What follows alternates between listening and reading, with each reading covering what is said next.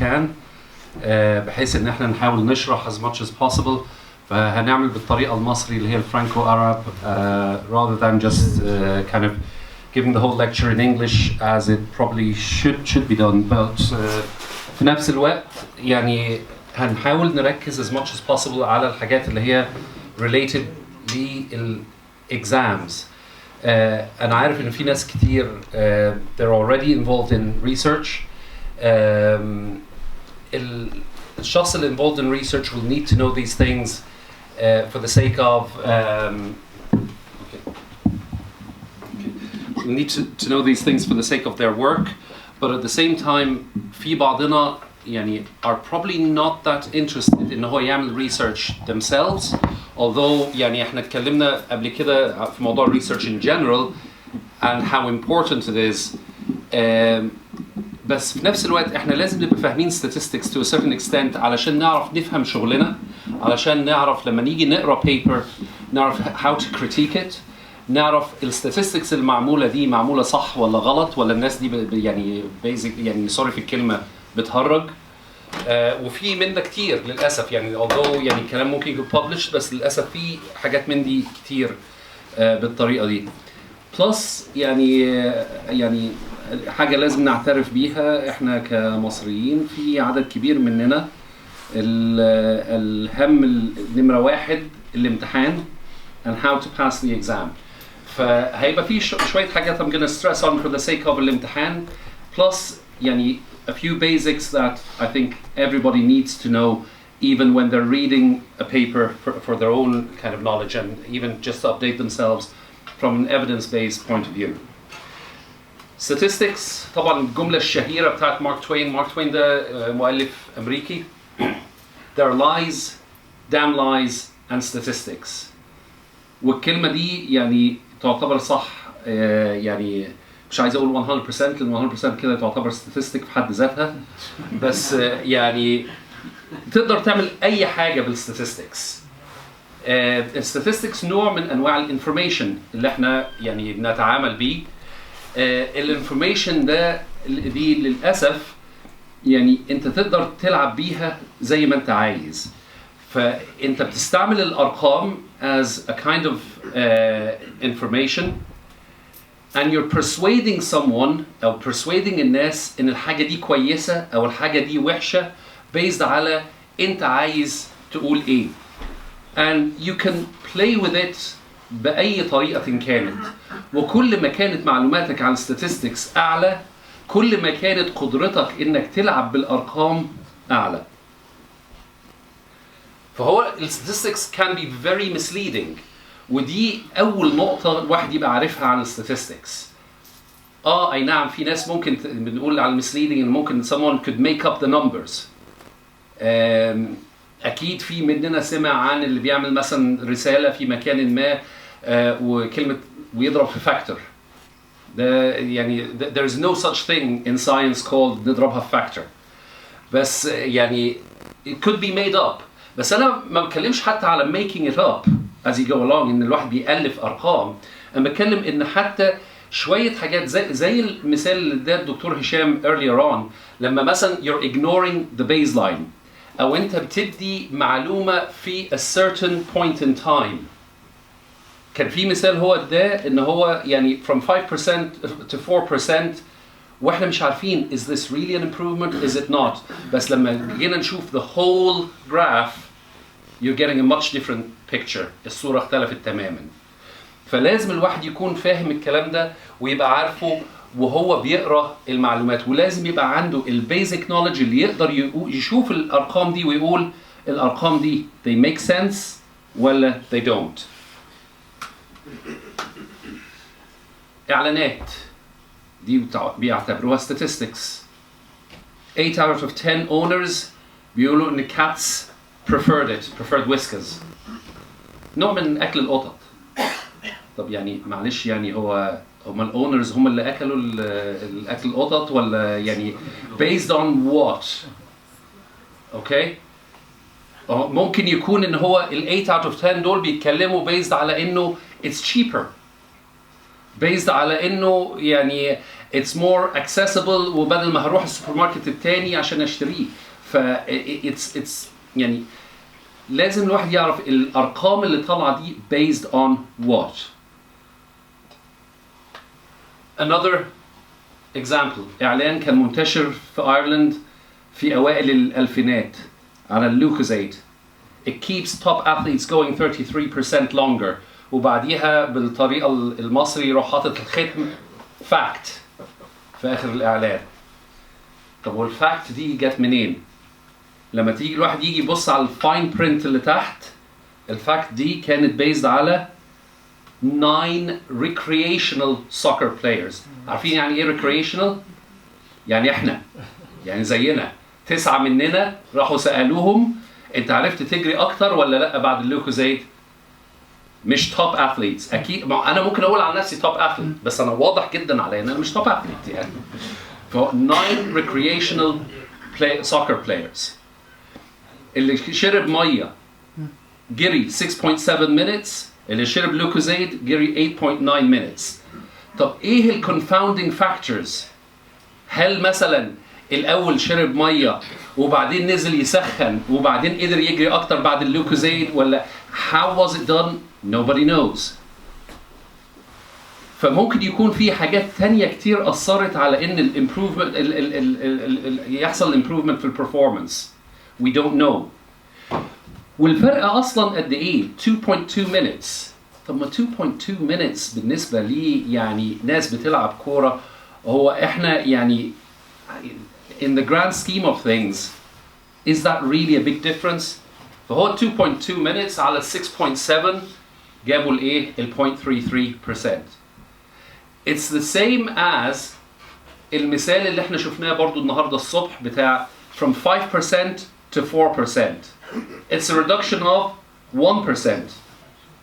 بس حد تاني يقدر يقولها بطريقة تانية ان it's a 20%، لان لو خدنا ال 5 ان دي 100% هتبقى ال 4 80%. So a 20% reduction rather than 1%. It's all about how you deliver it. لما احنا نتكلم على mortality rates ونقول ان a certain procedure has a mortality rate of 2% and another procedure has a mortality rate of 4%, or center A and center B has 2% versus 4%. It can be interpreted as a 2% increase, or it could be interpreted as 100% increase.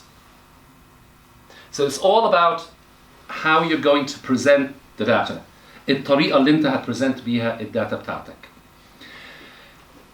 الحاجات اللي احنا هنتكلم فيها النهارده انا هحاول اركز على الحاجات اللي هي الابسولوت بيزك، يعني هنبتدي من الصفر. هنتكلم على الاساس اللي هو النال هايبوثيسيس، وبعديها هنتكلم على الكويستشن، ايه السؤال اللي احنا هنسال عليه اللي هو البيكو. وانا عارف ان دول موضوعين يمكن احنا يعني اللي حضر معانا ميتينجز قبل كده اتكلمنا فيهم، فمش هضيع فيهم وقت كتير، بس هم برضو اساس لازم ان احنا نستعمله عشان نبني عليه ونوصل للنقط اللي بعد كده اللي هي بتاعه السنسيتيفيتي والسبيسيفيستي. ده موضوع متكرر سواء في البيبرز اللي بنقراها او في الامتحانات حتى. والباور of the study، how are you going to power the study لو انت بتعمل trial. وبعدين هنتكلم على الداتا نفسها، الكونتينيوس داتا والكاتيجوريكال داتا. اوكي؟ فده المين اوتلاين اللي احنا هنتكلم فيه. عموما لو بنتكلم على statistics، السؤال اللي الناس mainly بتدور عليه which one, the red one or yeah. السؤال اللي الناس دايما بتدور عليه اللي هو ده، how am I going to analyze it؟ أنا جمعت الداتا عايز أعمل statistics، هعملها إزاي؟ يعني طب أنا هستعمل أنه تيست، كاي سكوير ولا تي تيست ولا كروسكل واليس، أنه واحد في دول وإمتى وإزاي وليه؟ ده بصراحة آخر حاجة في statistics. اهم منه بكتير الجزء الاولاني. What's the hypothesis that we want to test؟ ايه الفرضية؟ ايه what's the hypothesis؟ وفين ال null hypothesis؟ فين ال alternative hypothesis؟ وهنتكلم فيهم دلوقتي. but once ان احنا عرفنا what's our hypothesis هنقدر ازاي نقدر ان احنا نعمل ال question بتاعنا. once ان انا عارف ال question هقدر اعرف طب انا ايه ال outcome that I actually want to measure. ملهاش اي معنى، وفي مننا كتير عملوا الكلام ده، وانا اول واحد guilty of ان انا عملت الكلام ده قبل كده كتير.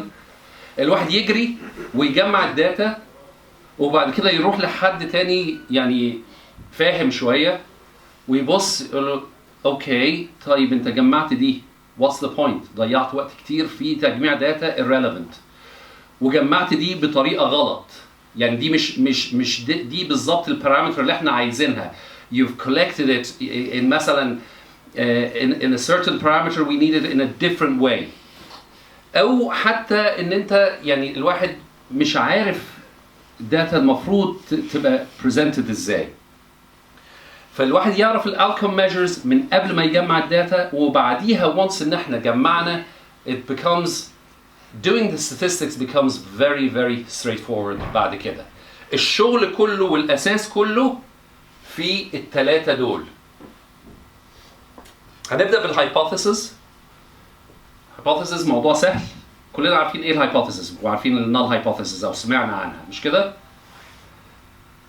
فرضيه او جدليه ان احنا بنقول انا I'm trying to prove انه الشيت دي لونها ابيض. I'm coming out with a statement بقول ان this sheet is white. احنا كلنا بنبص لها على انها it's a fact. العلم ما بيبصلهاش على كده. العلم دايما بيبص لها انت you're coming up with a statement prove it. البينة على من ادعى. انت عايز تقول اي حاجة prove it. فهيبقى النال هايبوثيسيس بتاعنا ان البيز لاين اي حاجة انت بتقولها لا مش صح. ارجع بقى هنقول البيز لاين النال ان this is not white. وانت you have to come up with a research methodology بطريقة كان بإكسبيرمنت عشان تثبت لي ان دي لونها ابيض. فتيجي بقى بعد كده تجيب لي بقى حاجة زي الفوتو سبكترومتر اللي هو بيقيس الامتصاص بتاع الضوء والريفلكشن بتاع الضوء، وان دي it actually is within the range that gives you a white color. فتقدر بعد كده تثبت انها white. فاحنا النال هايبوثيسيس بتاعتنا it's not white، والالترناتيف اللي احنا we're trying to prove using whatever test we're going to do. فالمثال اللي انا هديه من الشغل بتاعي في الفاسكولار smoking is a risk factor for amputation in peripheral arterial disease. معظمنا يعني would agree with that. اللي بيدخن هيجيله peripheral arterial disease وعنده high risk انه يحصل له amputation. فاحنا النال hypothesis بتاعتنا هتبقى ايه؟ في حالة زي دي. Smoking is not related to amputation. Exactly. There is no relationship between the two measured phenomena. There is no relationship between the smoking and amputation في العيانين دي. It's not a risk factor. ده null hypothesis. ده البيزلاين بتاعنا. And it's up to us ان احنا نعمل testing نتأكد الكلام ده مظبوط ولا نقدر ان احنا نلغي المفهوم ده. اوكي؟ فدايما البيزلاين هو النال هايبوثيسيس. It's assumed to be true لحد ما احنا نجيب evidence يغير الكلام ده. لو قدرنا نجيب الايفيدنس يغير الكلام ده هنعمل ايه في النال هايبوثيسيس؟ reject it. Okay?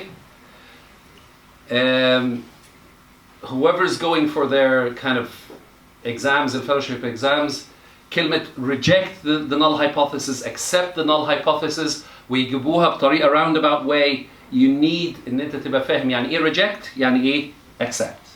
اوكي؟ فاحنا once ان احنا we've proved ان دي لونها ابيض، قدرنا نجيب يعني الايفيدنس دي لونها ابيض، خلاص النال هايبوثيسيس بقت rejected خلاص. اوكي؟ فاحنا عارفين النال هايبوثيسيس بتاعنا دلوقتي ان العيانين اللي بيدخنوا there is no relationship ما بين التدخين والامبيوتيشن.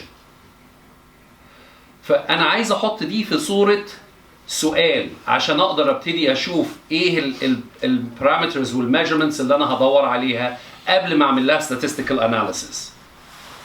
فعشان اثبت او disprove الهايبوثيسيس بتاعي محتاج اعمل سؤال و how am I going to actually do this؟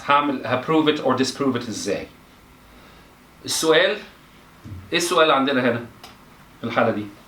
Smoking is related to amputation through peripheral vascular disease. Okay. Rather than related, أنا بدور إن هو smoking So does smoking decrease the risk of amputation or increase the risk of amputations in patients with peripheral arterial disease? So basically, does smoking increase the risk of amputation or does smoking cessation decrease the risk of amputation in patients with peripheral arterial disease? What's a PICO? مين البيكو ده؟ Population. Population, intervention, comparison, outcome. Okay? Once ان احنا عرفنا النال hypothesis وعرفنا البيكو، الامور بقت سهله بعد كده. الى حد ما. طب البوبيوليشن عندنا هنا ايه؟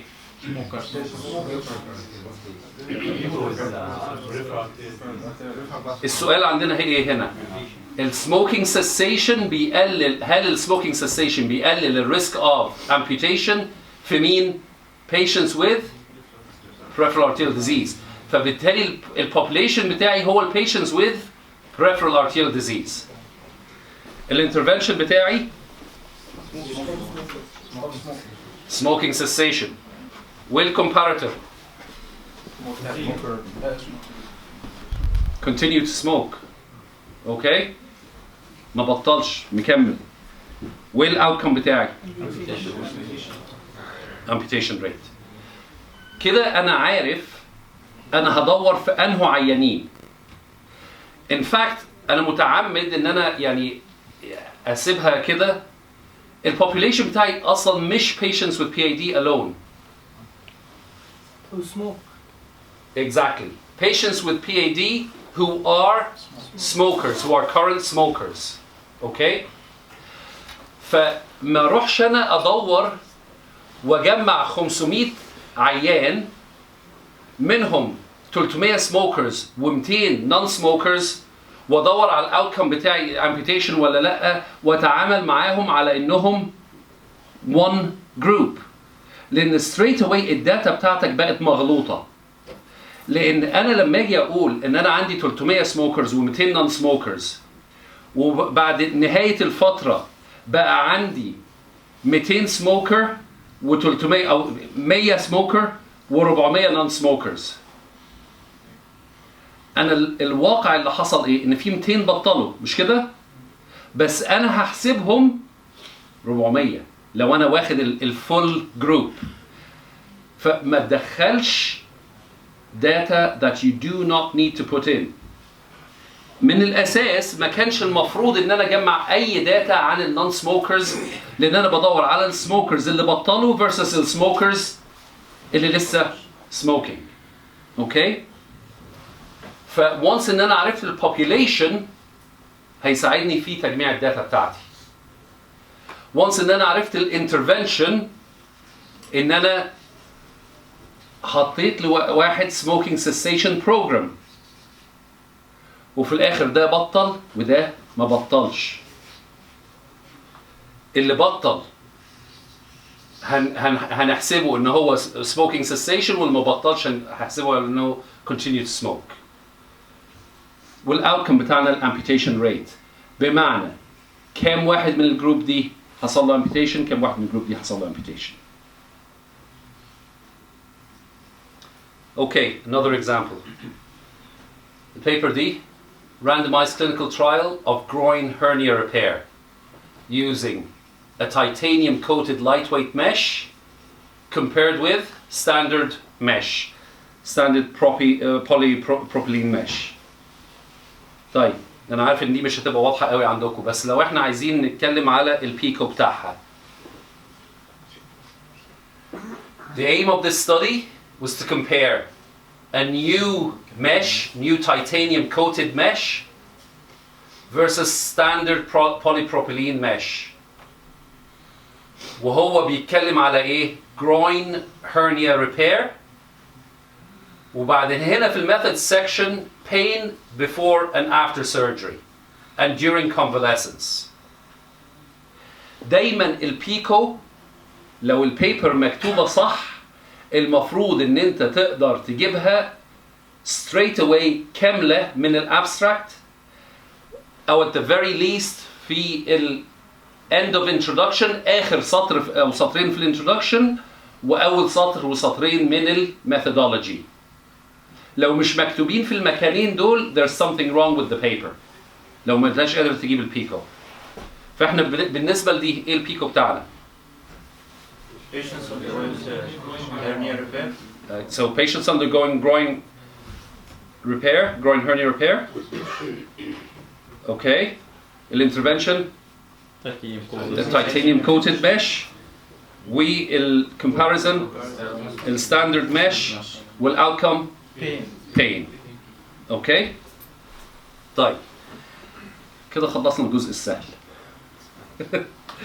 نبتدي بقى ايه نخش في الحته الاسهل بالظبط كده. هاي طيب هندي سيناريو كمان وهنمشي بيه all the way. في الجنرال population هنفترض ان المين اي كيو بتاع الجنرال population 100. اوكي. We were introducing a new brain training course, an online brain training course, app حاجة online تشغل المخ ونحاول ان احنا نرفع الاي كيو بتاع الناس. والمفروض ان النيو brain training course ده is developed to increase individuals' IQ scores above population average, above 100. أنا ignoring دلوقتي الحتة بتاعت standard deviation.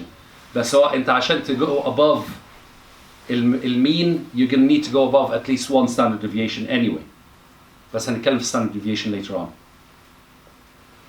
فإحنا عايزين نتست هل فعلا الأونلاين brain training course ده does it increase ال IQ score بتاع الناس ولا لأ؟ ايه السؤال؟ What's our question? That the application, Yeah, go ahead. that the application would change or increase the main IQ of those population? Okay. So, do the individuals who have taken the brain training course, do they actually have a higher IQ than the average population? Okay? احنا عارفين البيز لاين بتاعنا وهنخليهم ياخدوا الكورس ونشوف ال IQ هيعلى ولا لا. What's our null hypothesis? There's no difference. Okay? So when there's no difference معناها انه ال IQ بتاعهم هيفضل كام؟ المين IQ هيفضل around 100. فالalternative hypothesis بتاعنا هيبقى انه it will increase above ال 100. Okay?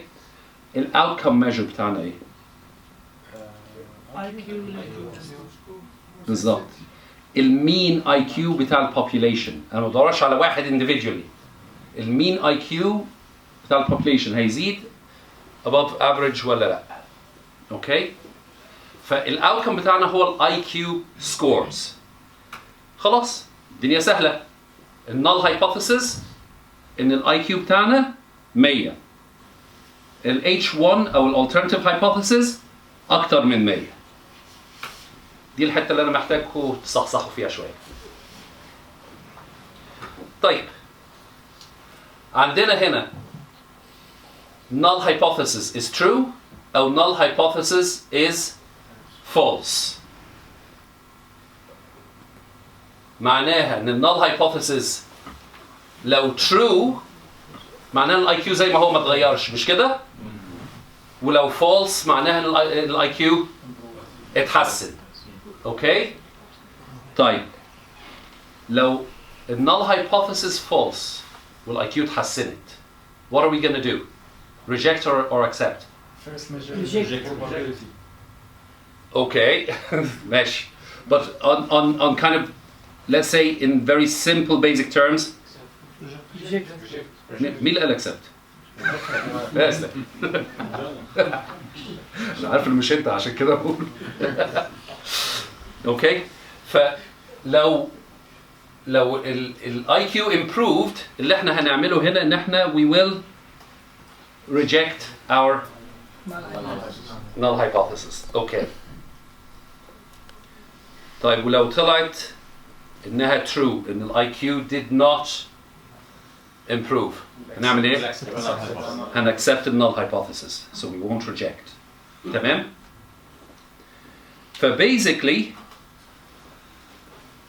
اللي هنا ده اللي الستادي بتاعنا بيقولوا. الستادي بتاعنا المفروض ان يريجكت لما ده يكون فولس لما الاي كيو يتحسن، والمفروض انه يأكسبت لما ده يكون ترو والاي كيو ما تحسنش. مش ده المفروض انه يحصل؟ That's the whole point of testing. اوكي؟ بس الواقع انه ممكن يكون في حالات ما يكونش ده الوضع. الرياليتي بس اللي احنا مش عارفينه واللي احنا محتاجين ان احنا التست بتاعنا to show this is reality but we do not know. The only way we're going to know ان التست دي الستادي دي is a good test لما يريجكت ساعة ما المفروض ان هو يريجكت او يأكسبت ساعة ما المفروض ان هو يأكسبت. مش كده؟ لو هو it's a good test that's what it's supposed to do. بس في بعض الأحيان هتجلي مننا شوية. أوكي؟ هنخش في حتة بقى probability. إن مش كل مرة هنعمل التست دي هتطلع الإجابة زي ما المفروض إنها تحصل. أوكي؟ ودي الحتة اللي إحنا عايزين نركز فيها شوية.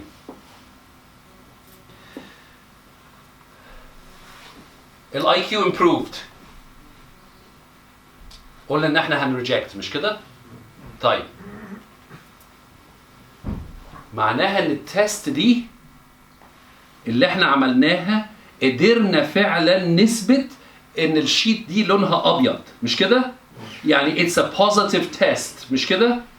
So it's a positive test اثبتت لنا ان الشيت لونها ابيض او الاي كيو ارتفع، وهو في الواقع احنا قلنا الجزء ده اللي هو الواقع الرياليتي هو فعلا لونه ابيض، فعلا الاي كيو ارتفع مش كده؟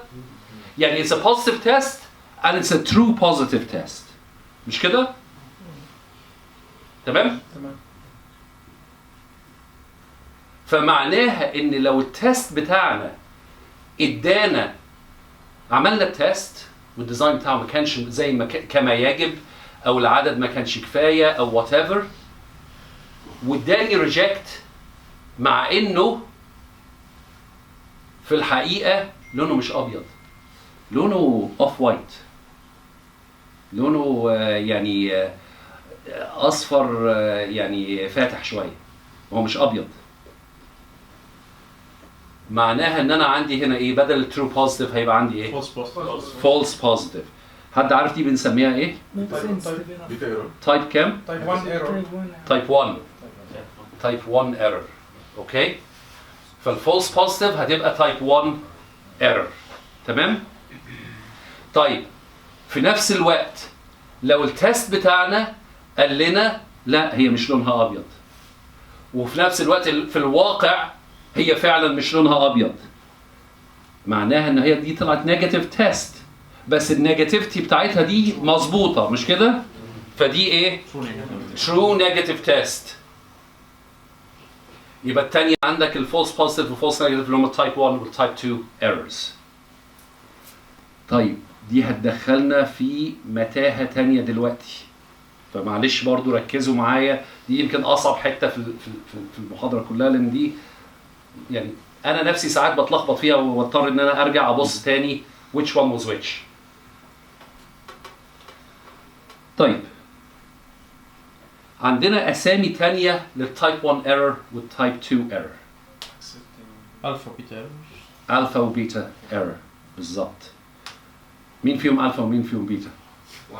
ال1 هتبقى الفا وال2 هتبقى بيتا مش كده؟ سهله؟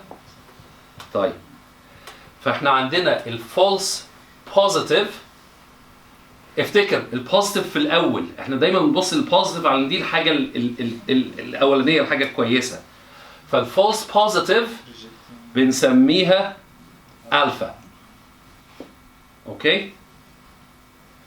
والفولس نيجاتيف هنسميها بيتا، اوكي؟ طيب لو احنا قلنا دول كلهم على بعض العيانين او الناس اللي هم كانوا، او يعني الستاديز سوري اللي هي كانت ايه؟ ترو، النال هايبوثيسز ما اتغيرتش مش كده؟ اللون كان اوف وايت، كان اصفر ما كانش ابيض. ده في 100% من الحالات ده زائد ده مش كده؟ فلما ده عندك شوية ستاديز هتطلع لك الفا ايرور تايب 1 ايرور، الباقي هيطلع لك ايه؟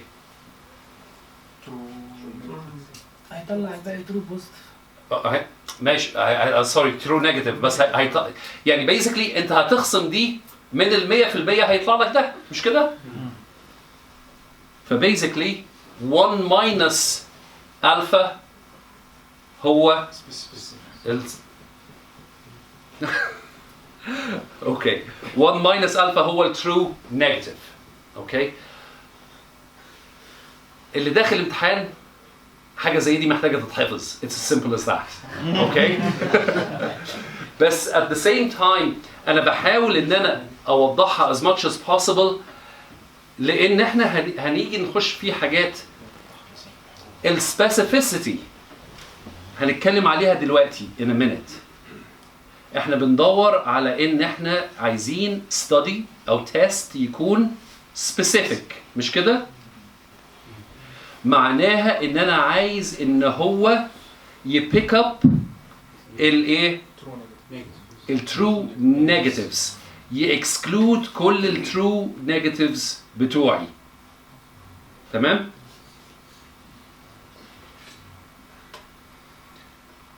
طيب الترو بوزيتيف بقى نسميها ايه؟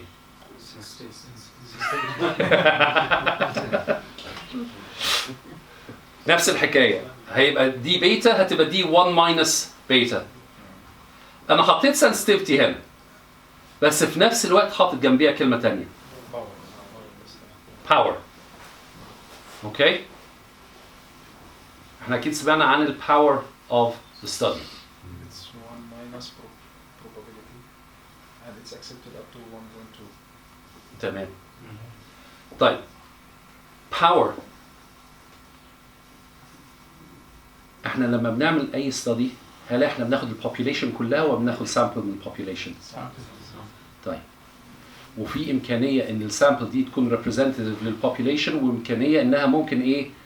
ما تبقاش ريبريزنتيف لكل البوبيوليشن مش كده؟ فلو انا الستادي عملته ولقيت انه فعلا الستادي اثبتت لي انه ال 30 عيان بتوعنا الاي كيو بتاعهم زاد above the average،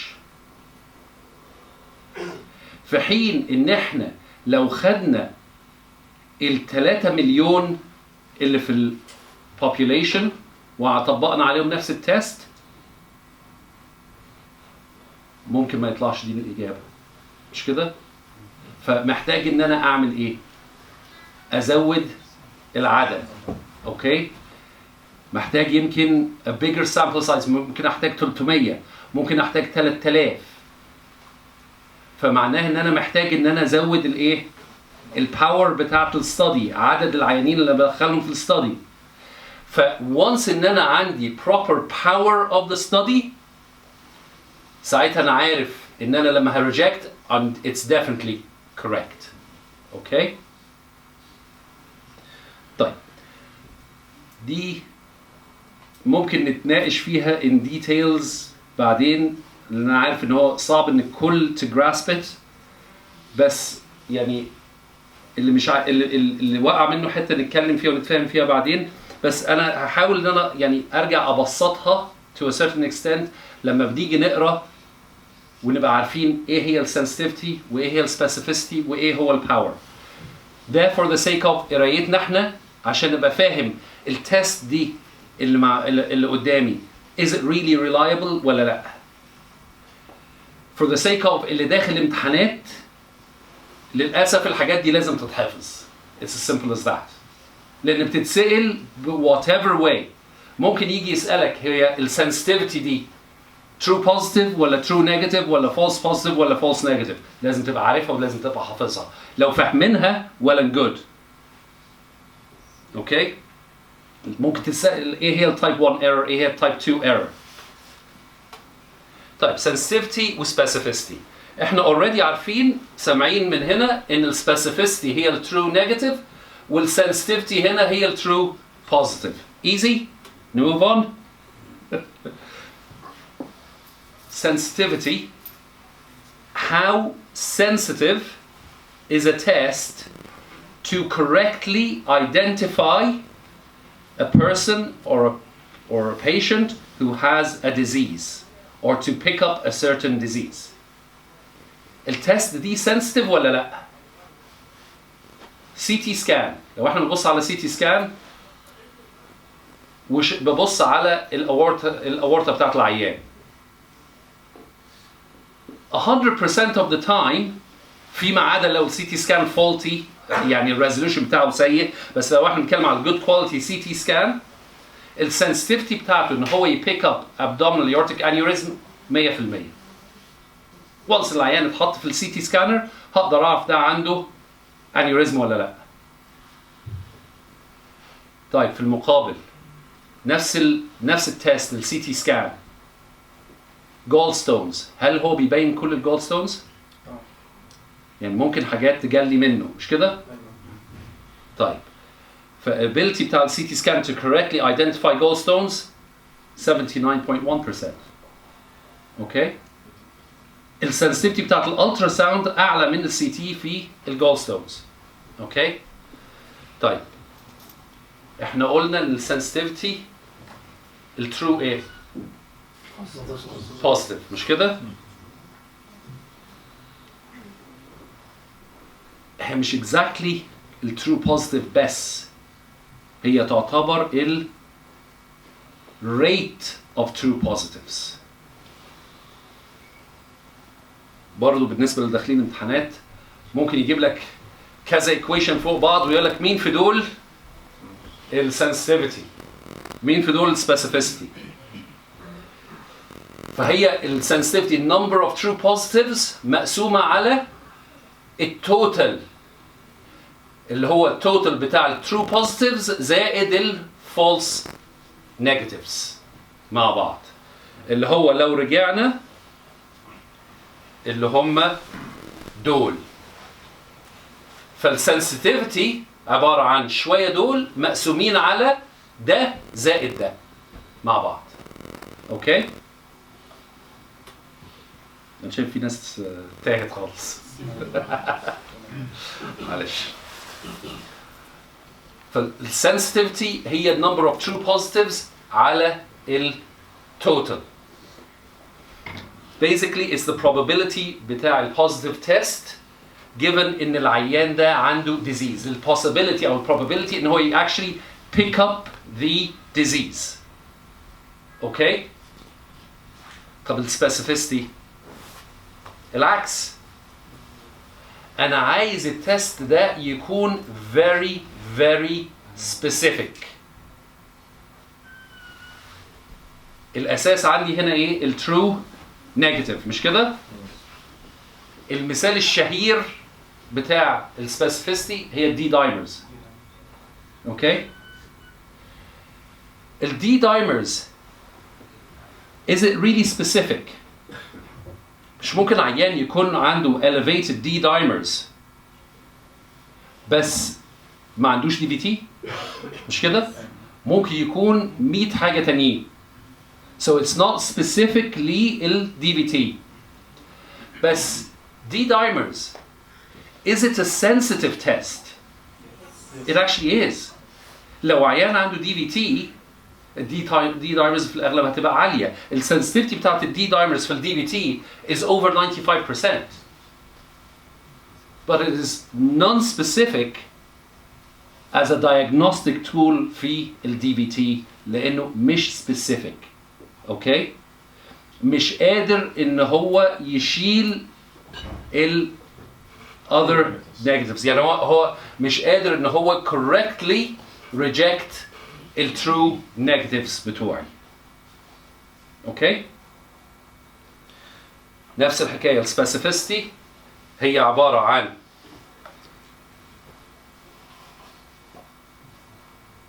الترو نيجاتيف على التوتال. اوكي؟ So number of true negatives على total number of healthy individuals. واخدين بالنا من الفرق اللي حصل ما بين التوتالز بتوعنا؟ هنا التوتال بتوعنا في السبيسيفيستي كانوا مين؟ healthy individuals. لما نرجع للسنسيتيفيتي كانوا ايه؟ sick. اوكي؟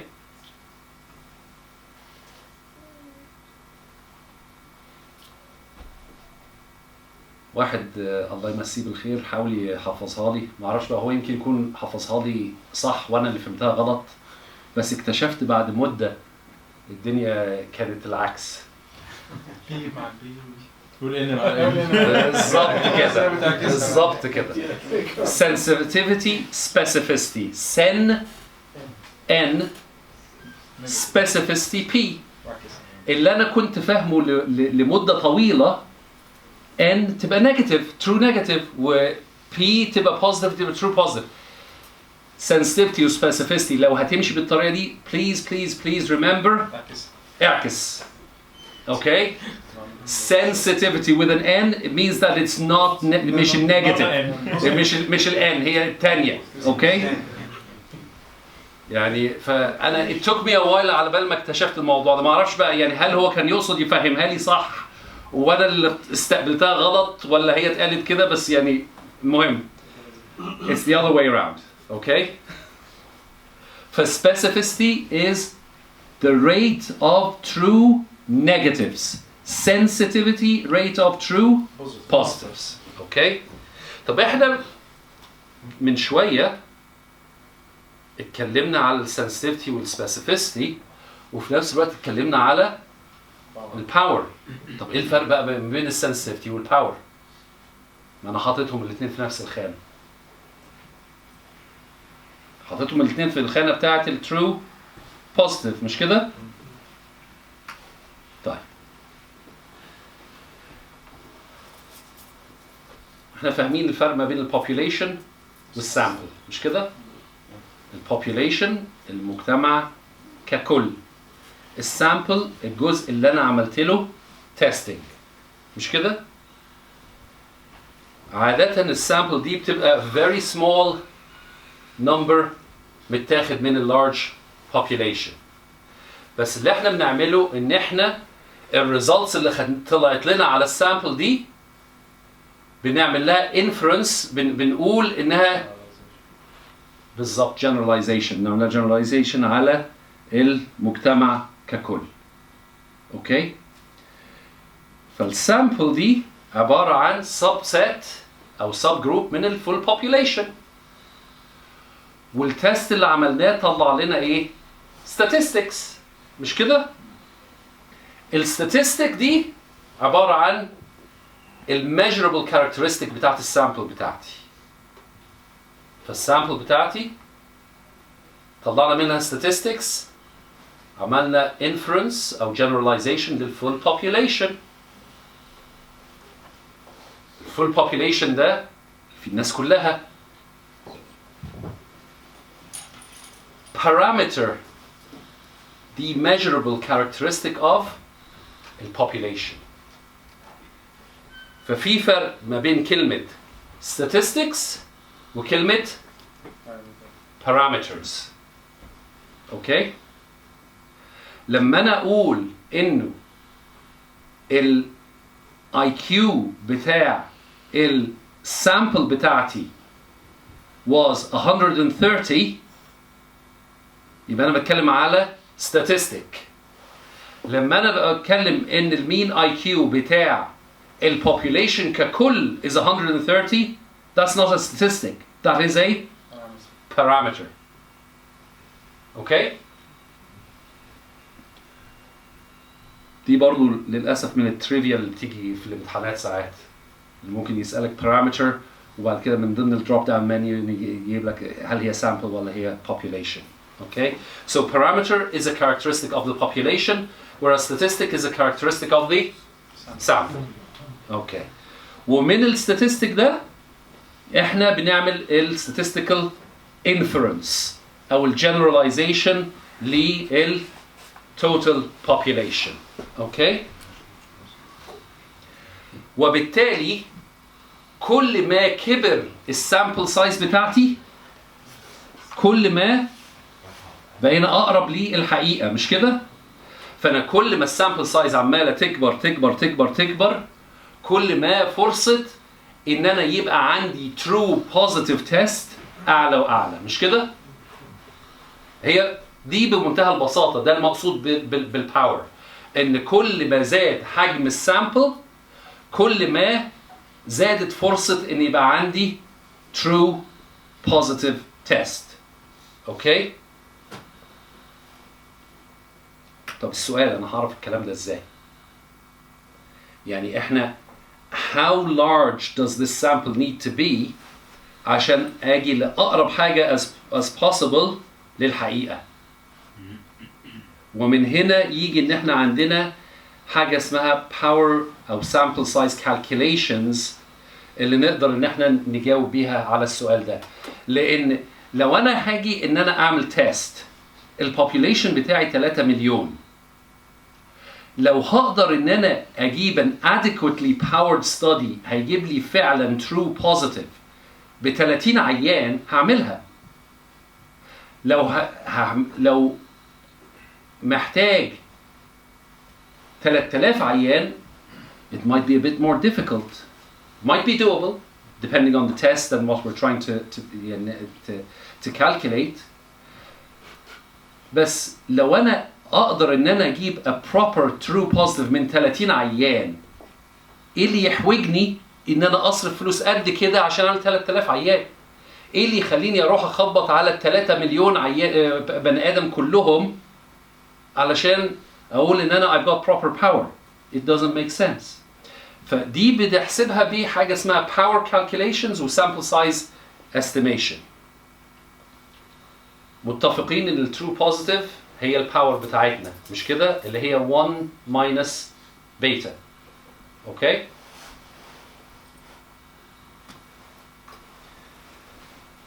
اوكي. حتى الصعب اول ما بلاقي جرافس الدنيا بتخش في الغميق على طول. طيب بنعمل باور كالكوليشنز ازاي؟ المختصر المفيد لازم يبقى عندنا بيز لاين ستادي. يا اما البيز لاين ستادي دي تكون بايلوت ستادي، يا اما انها تكون عاملين ميتا اناليسيز لداتا اوريدي موجوده وبشوف الريزلتس اللي حصلت قبل كده طلعت لي عامله ازاي.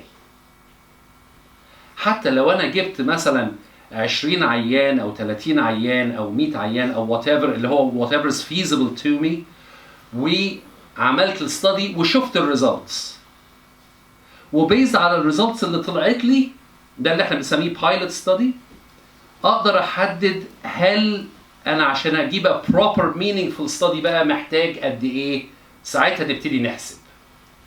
لنفرض ان احنا بنتكلم على الستادي بتاعت الاي كيو. انا متعمد ان اجيب الستادي بتاعت الاي كيو عشان انا عارف ان احنا كلنا الحمد لله بعد يعني at this time of the day الاي كيو بتاعنا هنا. طيب احنا ابتدينا باي كيو 100 في الستادي مش كده؟ عارفين النورمال ديستريبيوشن كيرف اللي هو بيبقى بيل شيبد مش كده؟ وهنقول ان احنا لما ابتدينا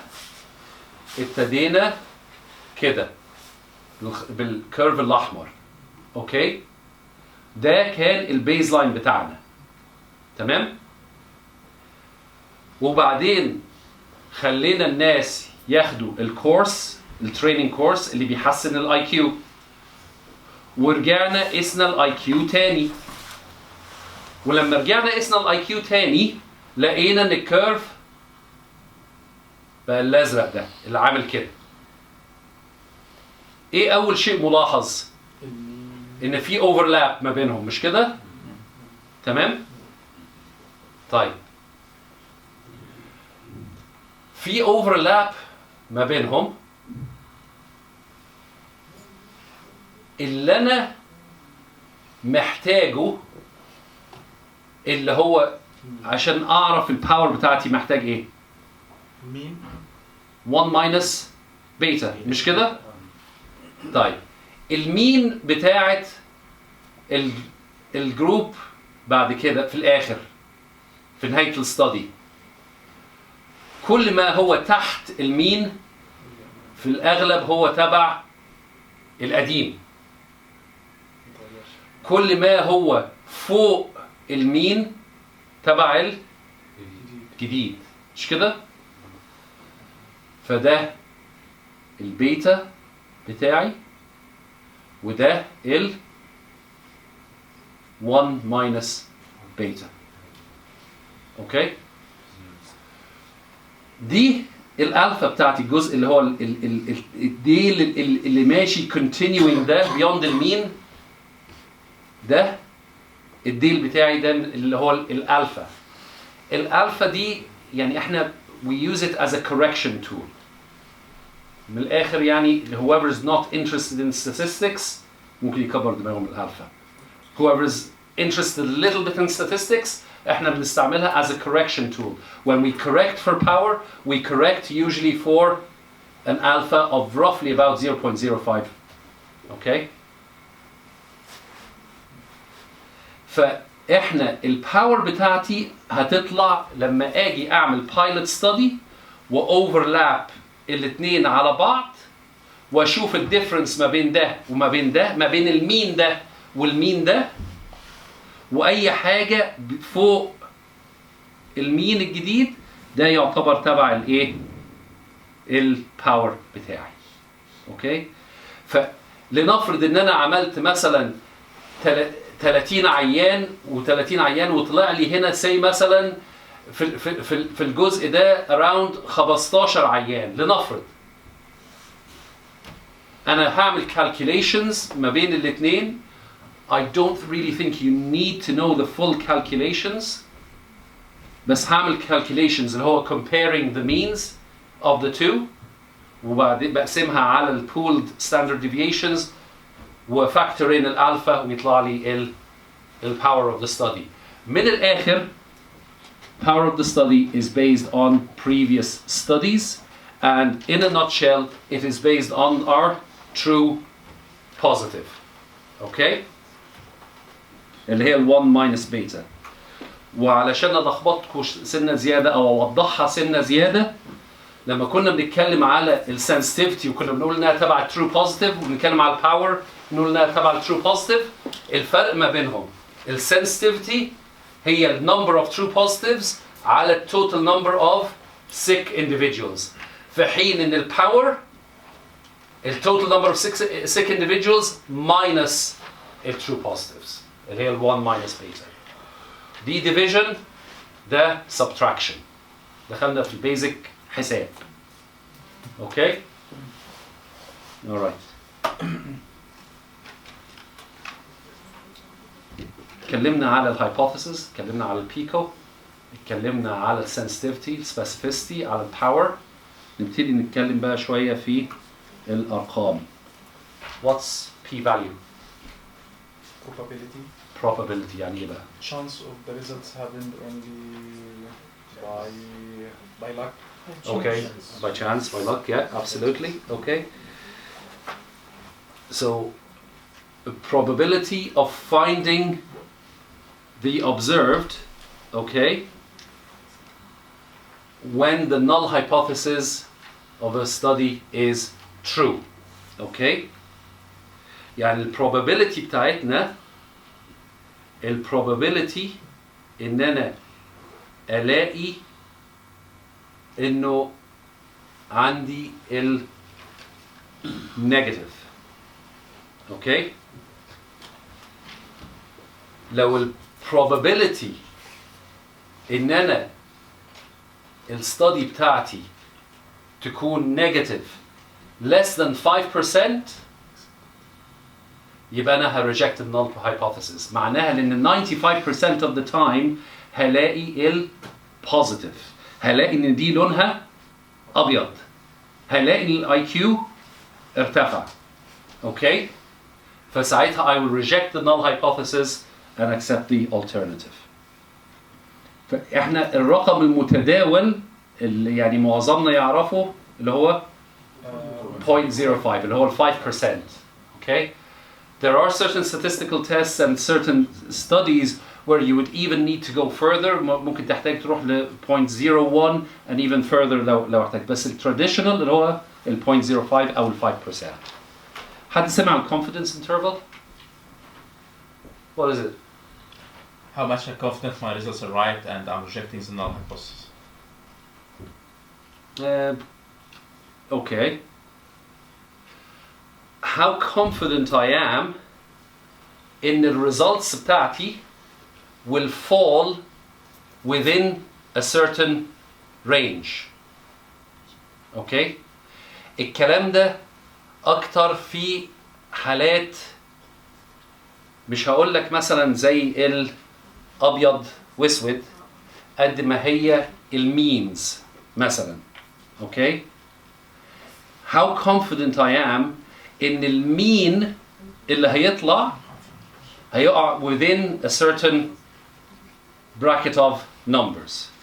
احنا بنسمع دايما ايه المين is this much with a 95% CI 95% confidence interval ما بين كذا إلى كذا.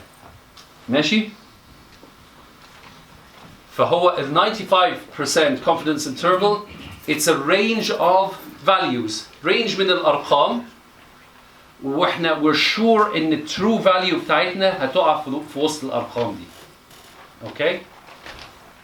طيب لو احنا بنتكلم على means عشان احنا ساعات بنبص على results بنبص على confidence intervals ومش عارف طب دي معناها ايه. انا شايف ان هو مثلا المين is 30 plus minus 2 with a confidence interval of minus 16 to 26. It's a big confidence interval. Okay. ده معناه ايه؟ ده معناه ان هو مش يعني ما كانش شور قوي من الريزلتس بتاعته وبالتالي مطلع يعني رينج كبير جدا. وايه اللي يخليه يعمل كده؟ في variabilities في الريزلتس عنيفه. small sample size. كل ما زادت السامبل سايز كل ما الكونفدنس انترفال قلت. اوكي؟ لان كل ما زاد السامبل سايز كل ما احنا بقينا مور كونفيدنت ان احنا غطينا عدد اكبر، مش كده؟ طيب وغير كده المينز لو انا بقارن المين ايج بتاع الرجاله مع المين ايج بتاع الستات في جروب معين في ستادي معينه ولقيت ان المين ايج بتاع الرجاله كان 67 years والمين ايج بتاع الستات كان 67 years. هل في فرق ما بين المين ايج بتاع الرجاله والستات؟ لا. المين ايج ايكوال مش كده؟ الديفرنس ان ذا مين معناها ان is this significant ولا لا؟ بمعنى لو انا لقيت الكونفدنس انترفال بتاعي ماشي من -3 to +2. Is there a significant difference between group A and group B? No, there is no significant. Why? Because they are equally distributed around 0. بالظبط. Once ان انا لقيت a difference in the mean of 0 انا عارف انه it's not significant مش كده؟ طيب لو انا لقيت ان هو في 95% من الوقت الديفرنس ان ذا مين بتاعي هيقع within these brackets معناها ان في احتمال 95% من الوقت ان يبقى الاجابه 0 مش كده؟ There is no way ان تبقى الاجابه دي او الريزلت دي significant. So once you get a 0 in a confidence interval that is comparing means, you know straight away ان ده is not significant. Okay? انا حاطط جمله تانية بس مش عايز الخبطكم ان لو ساعات احنا بنعمل confidence intervals for ratios. لو احنا بنعمل حاجه زي الريشيوز زي الهازارد ريشيو والodds ratio, a certain type of certain statistics, what's a normal ratio? 1 مش كده؟ يعني لو احنا بنتكلم ان العدد هنا 1:1 يعني الريشيو is 1 معناها ان there is no difference في العدد ما بين الناحيه دي والناحيه دي مش كده؟ يبقى ساعتها لو انا ببص على الكونفدنس انترفلز بتاعت الريشيوز ولقيت في وسطيها 1 معناها ان دي not significant. اوكي؟ اوكي. ايه انواع الداتا اللي عندنا؟ quantitative و qualitative بالظبط كده. اوكي. qualitative ممكن الدكتور هشام يقدر يقول لنا اكتر عن ال qualitative. I'm mainly going to concentrate on the quantitative. على الارقام. اوكي. طب انواع ال quantitative. Nominal, discrete. Okay. So discrete data. Okay. اللي هي ال continuous أو ال ordinal أو ال categorical. Okay. أمثلة لل continuous أو discrete data. Age, height, weight. Okay. Ordinal. Is data when 0 is a true value? Could be. Heart rate. Temperature. Gender. Male and female. لا. Heart rate. لا. لا. heart rate و blood pressure دول continuous data. زيهم زي الايج والهايت والويت زيهم زي الهيموجلوبين ليفل زيهم زي اي حاجه ارقام. MRN patient record number. لا. Patient record number is more it's basically string. You can't actually use it as a number. Okay. Patient's record number زيها زي يعني زي اسم العيان. I mean serial number. So first patient, second patient, third patient, fourth اوكي. patient. المقصود ب ordinal ان في hierarchy ان في يعني زي الجيش 1 2 3 ان 3 احسن من 2 احسن من 1 او 3 اسوأ من 2 اسوأ من 1 اللي هو زي classifications زي ال TNM classification في المالجنسيز زي ال ASA grade اللي بتوع التخدير. اوكي. where one category is worse or better than the one before. ان الرقم ده له معنى له ثقل اكتر من اللي قبله. اوكي. والكاتيجوريكال بقى اللي هي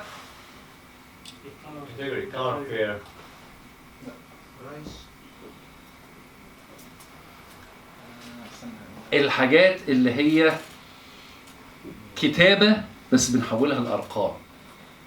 gender male or female. Okay.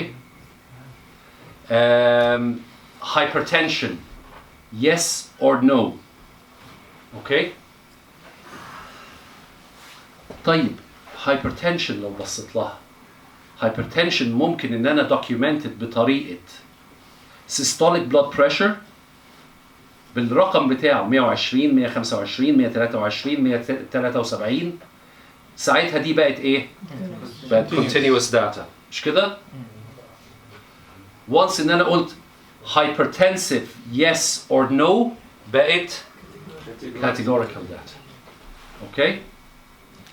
طب تروح للبين سكور هيبقى ordinal ولا categorical؟ pain score from 0 to 10 or from 1 to 10. It depends on how you're going to analyze what you're going to look at. مشكلة الأوردينال إن ممكن يتبص لها في بعض الأحيان إنها continuous data وممكن يتبص لها في بعض الأحيان إنها categorical. أنا كنت بفكر إنها ordinal versus categorical. ما هو مش continuous خالص، إن مفيش pain score 1.5. مش شرط. مش شرط. بس هي it usually falls between this and this. الأوردينال بص يعني الأوردينال is probably the next step لأن مشكلة الأوردينال إن there are times where you're going to look at it specifically as if it's categorical. بس التيستس اللي أنت هتستعملها هتبقى قريبة من ال continuous. يعني a lot of the tests that we use for ordinal are continuous tests, not categorical tests. Okay? طيب احنا عملنا الهايبوثيسيس بتاعتنا عرفنا النل والالترناتيف هايبوثيسيس سالنا السؤال وعارفين ايه الاوتكم ميجر بتاعتنا اللي احنا هندور عليها وابتدينا نجمع الاوتكم ميجرز وعايزين نانلايز ونعرض الداتا دي على الناس سواء في publication أو في presentation أو whatever. Okay? إحنا بنpresent either أرقام أو بنحط graphs. Okay?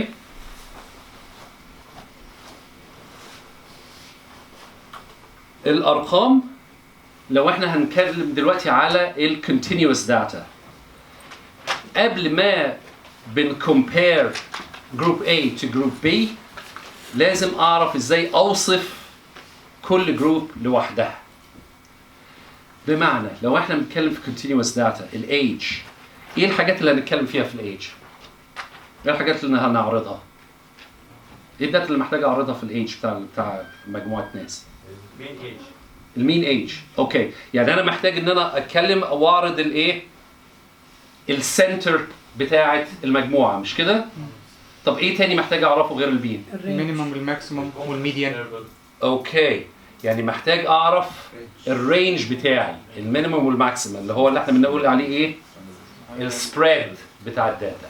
يعني انا في الكونتينوس داتا محتاج ان انا اعرض السنتر ومحتاج اعرض السبريد. طيب السنتر بتاعتنا بنقولها ازاي؟ either mean or median. اوكي either mean or median. اوكي mean median or mode. ايه الفرق ما بين المين median والمود؟ مين؟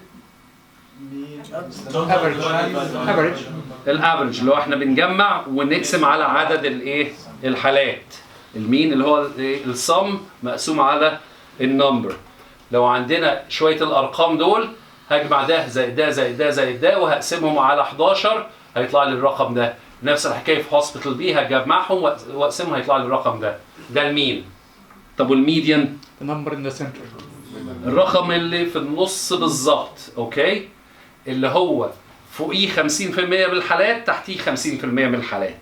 اوكي فانا عندي هيبقى الرقم اللي في النص بالظبط. اوكي في 5 حالات فوقيه و5 حالات تحتيه. اوكي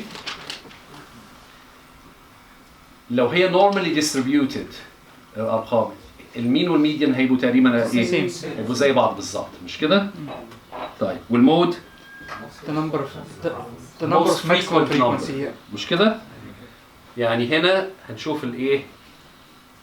الموست frequent number. فعندنا هنا في 28 وفي هنا 26 فدول الموست frequent numbers. اوكي ده السنتر بتاعنا. السامبل سبريد احنا قلنا هنتكلم على الرينج مش كده؟ اوكي الرينج اللي هو اصغر رقم لاكبر رقم. مش كده؟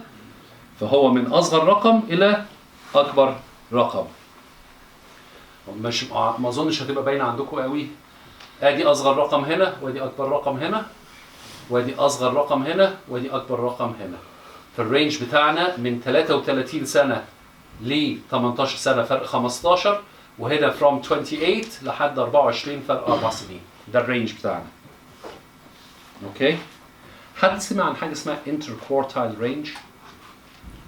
سمعت بس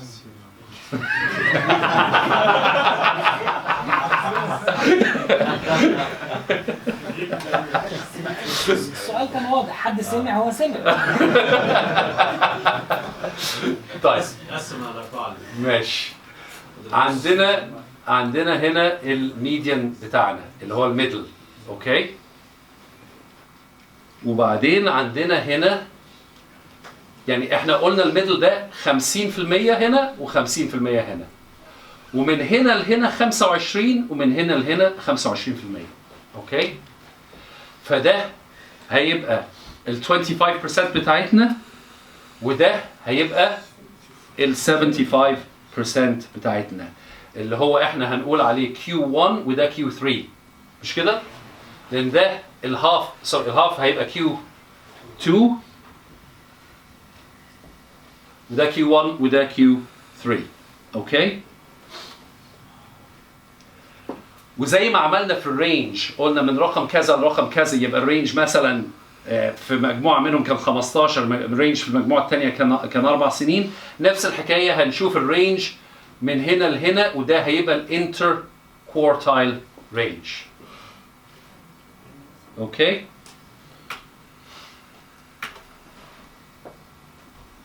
كم واحد فينا شاف دول؟ كتير. معناهم ايه بقى؟ البوكس بلوت دي معبره جدا جدا جدا، واكتر حاجه تشوفها ستريت اواي تبقى عارف الدنيا شكلها does it really look normal distributed ولا لا. الخط اللي في النص ده الميديان، ده الماكسيمم، ده المينيمم، ودول ده الQ1 وده الQ3.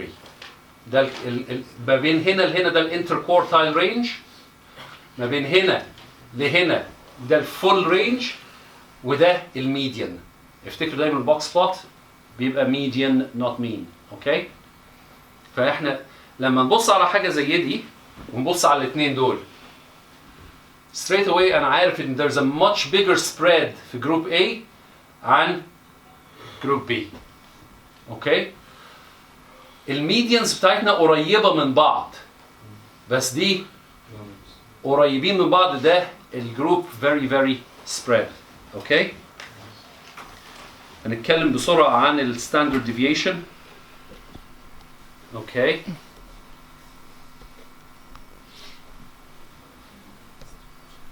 That's our normal distribution curve. مش كده؟ اوكي. على مين وامتى هريبورت على ميديان؟ اوكي؟ لو انا قلت لك ان الافريج age is 30 in this group plus minus 2 standard deviation, ده شكله ايه؟ من غير ما نبص بقى على اي كيرفات ولا على اي حاجه. معناها الفيرست ستاندرد ديفيشن معناها ان 68% من العيانين بتوعي ما بين كام وكام؟ 31 ستاندرد ديفيشن 2. اوكي؟ فاحنا قلنا 30 ناقص 2 زائد 2، يعني من 28 ل 32. اوكي؟ و 96% من او 95% من العيانين بتوعي هيبقوا ما بين 26 و 34 سنه. و99% من العيانين بتوعي هيبقوا ما بين 24 و 36 سنه. ستريت اواي دول كلهم متكدسين في رينج ايج قريب، مش كده؟ طيب لو قلت لك انه احنا الايج رينج بتاعنا 30 بلس ماينس 15، الرينج 30 غير انه وايد رينج. This sample is not representative for what you aim at. ده يا اما حد مؤلف الداتا يا اما يعني ما هو يعني اللي يالف حتى يعني هو عارف هو بيالف ايه.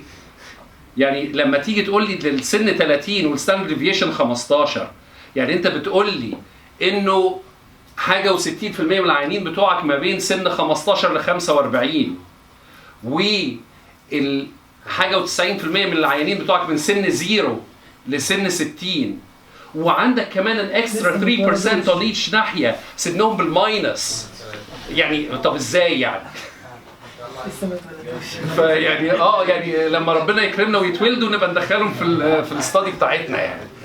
فهو يعني you have to look at the data, does it really make sense ولا لا؟ لما يبقى الداتا normally distributed هتلاقي انه دايما standard deviation makes sense. لو هي skewed ومش normally distributed it won't make sense. يعني ده normal distribution، انما لو هي skewed عمر ما الستاندرد ديفيشن بتاعتك هتميك سنس. يبقى ساعتها اللي هتعمله ان هو لو هي نورمال ديستريبيوتد هتتكلم على المين والستاندرد ديفيشن والمينيمم والماكسيمم والرينج. لو هي مش نورمال ديستريبيوتد، لو هي سكيود، هتتكلم على الميديان ساعتها والانتر كوارتايل رينج. اوكي؟ قربنا نخلص. البار تشارتس او الباي تشارت، يعني الباي تشارت اللي هي بتبقى زي الدايره دي هيبقى شكلها عامل ازاي؟ مقسومه بالنص 50% males 50% females. طيب عايزين بقى نعمل شويه statistics. وانا احنا قاعدين نسمع بقى يعني تي تيست وكاي سكوير وانوفا وحاجات كده غريبه، هنجيبها منين الحاجات دي؟ كل شيء مكتوب. لو تعرفوا تقروا بس. طيب لا والله الموضوع اسهل مما تتخيل. The whole thing is يعني بصراحة I don't know how much time we really need to spend on this. لأن الموضوع what test are you going to use for what is probably more than enough. Okay? أنا معايا sheet بتاعت SPSS that can show us a bit. بس يعني لو هناخد الموضوع ببساطة، اعرف الداتا اللي معاك نوعها ايه، هل هي categorical data ولا continuous data. لو هي continuous data احنا بنقارن، بنقول مثلا عندنا group of patients بعضهم عندهم diabetes، بعضهم ما عندهمش. اوكي؟ عندنا دلوقتي كام group of data؟ 2 مش كده؟ واحدة منهم gender والتانية ايه؟ diabetes yes or no مش كده؟ أنواع الداتا دي ايه؟ الجندر دي ايه؟ continuous ولا ordinal ولا categorical؟ categorical لأنها male female مش كده؟ 0 1. طيب والdiabetes هتبقى ايه؟ categorical yes or no مش كده؟ طيب أنا عايز أقارن categorical ب categorical. أوكي. دي اللي احنا بنقول عليها ورقة الغش بتاعتنا. أوكي. categorical مع categorical أو هنستعمل حاجة اسمها chi square. ده اسم التست اللي احنا هنستعمله. إيه بقى الفورمولا to come up with chi square؟ نصيحتي ليكو don't even try it. Unless you're really interested in statistics وانت عايز انك تعملها بنفسك بايدك. اسهل لك بكتير انك تتعلم ازاي تستعمل a certain software. اوكي؟ سواء دي كانت SPSS، سواء كانت Stata، سواء كانت R، ايا كان اسم الstatistical software where الفورمولا دي embedded. كل اللي انت هتعمله ان انت هتديله الكولم بتاعتك اللي هي الميل فيميل اللي هي مكتوبة عندك 0 1 0 1 0 1 0 female 1 male وهكذا. والناحية الثانية diabetes not diabetes، non diabetic 0 diabetic 1. وهتقول له أنا عايزك تاخد الكولم دي مع الكولم دي وتعمل لي chi square. It'll do it for you. It's as simple as that. لو انت حابب بقى انك تحفظ الفورمولا وتعملها على اكسل you're more than welcome. اوكي؟ والموضوع يعني سهل جدا. نشوف eventually.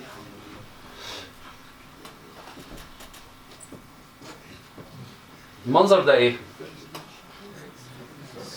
ده شكل ايه؟ سبريد شيت، شكل اكسل مش كده؟ يعني اللي احنا كلنا فاميليار بيه. ده مش اكسل، ده اس بي اس اس. يعني ده عباره عن اس بي اس اس اللي هي الداتا محطوطه في اس بي اس اس. ايه الحاجه الثانيه اللي انتم ملاحظينها في الداتا دي؟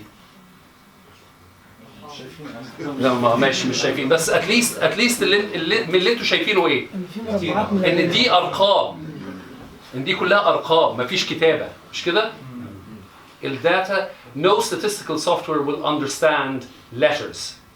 لازم تحط له الارقام coded. اوكي؟ مفيش حاجه اسمها انك تكتب له diabetic not diabetic. اوكي؟ You have to code them into diabetes or not diabetic. لان انت ممكن جدا وانت بتكتب بايدك في مره كتبت diabetic ونسيت تحط حرف الاي، المره الثانيه نسيت تحط حرف البي، طب هو هيعرف منين؟ فهو يا 0 يا 1 او وات ايفر الارقام. فالفرق ما بين ده وما بين الاكسل انك هتلاقي ان الارقام دي ليها معنى. يعني لو انا رحت to another view اللي احنا بنسميه الفاريبل فيو، مثلا في الخط ده اللي انتم مش عارفين تقروه عشان الخط صغير، تلاقي هنا كلمه gender الخط الازرق ده، وانها numeric. ولو جيت هنا للفاليوز هدوس على الفاليوز هتلاقي ان مكتوب هنا الفاليو نمبر 1 equals male والفاليو نمبر 2 equals female. واللي بيحط الداتا هيحط 1 او 2 1 2 1 2، مش هيحط male او female. اوكي؟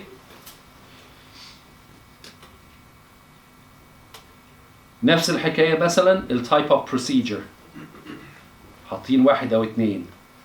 في بروسيجر عندنا اسمها endovascular repair وبروسيجر ثانيه اسمها open repair. طيب انا عايز اعمل بقى الكاي سكوير، برضه ليها طريقه وموجوده في السلايدز. ان انا هروح لل descriptive statistics وهروح لحاجه اسمها cross tabs وهختار هنا gender انقلها، هختار البروسيجر وهنقلها. اوكي، وهشوف ال statistics هقول chi square وهقول continue. اوكي، وهقول ال percentages اللي انا عايزها continue and اوكي. طيب طلع عندي ايه؟ male gender female gender. اوكي، انا عارف ان عندي 388 patient if you can actually see it here or you can't. 388 patient، ما عنديش ولا حالة missing، يعني كل الداتا موجودة. عندي هنا males، total عدد الميلز 298 ميل، وعندي total 90 female، وعندي 235 اتعمل لهم الاندوفاسكولار بروسيجر و63 اتعمل لهم الاوبن بروسيجر بالبرسنتجز بقى. اوكي، والفيميلز 64 اتعمل لهم اندوفاسكولار، 26 اتعمل لهم اوبن. وبعد كده كمان هقدر انزل وهبص على الكاي سكوير بتاعي، هبص على السيجنيفيكانس. التو سايدد سيجنيفيكانس is 0.125. يعني p value بتاعتي 0.125. Is it significant or not? No. Okay. دي بقى تيجي لحتة how much do you really want to know about statistics. كدكتور هتستعمل الستاتستكس في شغلك العادي، انك ازاي تعرف تقرا paper، تعرف الكلام ده معمول صح ولا مش معمول صح. at least اعرف البيزكس بتاعت التيستس، which test to use when. الفورمولا نفسها الماثماتيكال فورمولا دي بقى دي والله انت راجل غاوي وهاوي وعايز تزود على نفسك براحتك، بس at the very least اعرف البيزكس. اوكي؟ السوفت وير does it for you باسهل مما تتخيل.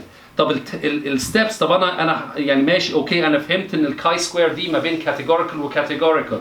طب هعملها ازاي بقى لو انا جبت بقى الاس بي اس اس انا وهعملها ازاي؟ انا كاتب الستبس الديتيلز، نفس الخطوات اللي انا عملتها دي كاتبها موجوده. اوكي؟ all you need to do is open it, go to analyze descriptive statistics, cross tabs، هتحط دي هنا، هتحط دي هنا، هتدوس على الناحيه دي على statistics وتحط كاي سكوير، هتدوس تحتيها على السيلز وتشوف البرسنتجز، نفس اللي انا عملته بالظبط. مش محتاج انك يعني تبقى يعني حافظها، لو مكتوبه قدامك هتعرف توصل لها. فمثال مثلا اللي هو الكاي سكوير ما بين كاتيجوريكال وكاتيجوريكال. اوكي؟ طيب ده قلنا ميل فيميل زائد diabetes. طب احنا بنسمع ساعات عن الريشيو، odds ratio. what's the odds؟ وبعدين انا في البيبر دي اللي انتم مش عارفين تقروها كويس كاتب برضه categorical، ممكن نعمل odds ratio برضه. طب ايه الفرق ما بين الاثنين؟ وانا كاتبها برضه بس الخط صغير. لو انا قلت لكم smoking yes or no دي ايه؟ categorical مش كده؟ nominal data. ولو قلت لكم lung cancer yes or no دي ايه؟ categorical. هل احنا عارفين ان في relationship ما بين الاثنين؟ مش كده؟ يعني ممكن السموكينج يبقى له cause effect kind of relationship مع الكانسر، اللون كانسر مش كده؟ في حين ان ميل فيميل ودايابيتيز مش شرط، مش كده؟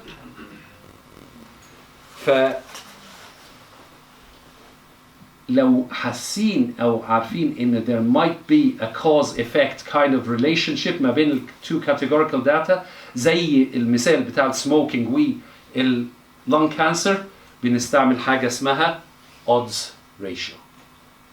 اوكي؟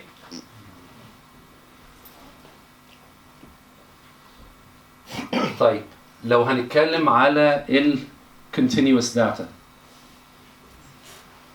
هنتكلم على الايج ما بين جروب A وجروب B، هنستعمل ايه؟ دي اسهل حاجه بقى دي كلنا حافظينها، التي تيست. تي تيست، ستودنت تي تيست، اوكي؟ او اللي احنا بنسميها هنا unpaired تي تيست. اوكي؟ unpaired تي تيست. اوكي؟ ليه unpaired؟ أنا بقارن الage في جروب A وجروب B مش كده؟ two independent groups. طيب أنا عايز أقارن الهيموجلوبين post transfusion، يعني عايز أشوف الهيموجلوبين كان كام وعملت للعيان blood transfusion واشوف الهيموجلوبين بقى كام. بقى انا عايز اقارن نفس البيشنت قبل وبعد مش كده؟ هو نفس العيان هقارنه بري وبوست. فانا I'm pairing العيان ده بري بنفس العيان بوست، اشوف كل واحد في دول كل عيان اتحسن ولا لا، زاد ولا لا، فبقت paired. فلو انا بقارن بري وبوست بقت paired t test في اللي هو الكونتينوس. لو بقارن اثنين independent الايج ما بين الجروب ده والجروب ده اللي ما لهمش علاقه ببعض بقت unpaired t test. طب لو انا بقارن مثلا الايج في مثلا احنا دلوقتي في ايرلندا بلد متفتحه ما بين الميل والفيميل والترانسجندر، بقى عندنا كام جروب؟ 3 جروبس. ما ينفعش ان انا استعمل تي تيست، بنستعمل حاجه اسمها انوفا. اوكي؟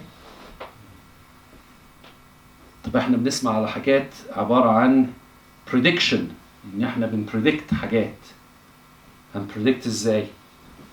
دي حاجات اسمها linear regression. اوكي. بمنتهى الصراحة عشان نجو in full details of every single test ده مش مكانه محاضرة ساعة وكسر. اوكي. I'm more than happy ان انا اقعد مع اللي عايزني اقعد معاه and go into details of this part اللي هي ال different tests.